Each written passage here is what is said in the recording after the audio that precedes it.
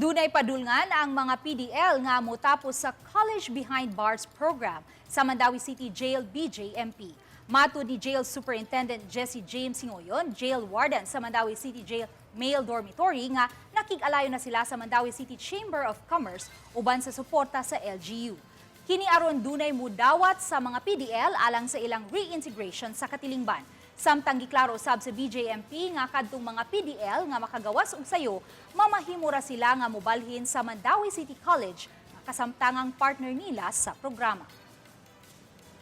Makig-tie up ang atoang BJMP, LGU and Mandawi City Chamber. That is a group of business enterprise sa whole Mandawi, and muhatag pod sila in the near future og mga gagmay na tax leverage.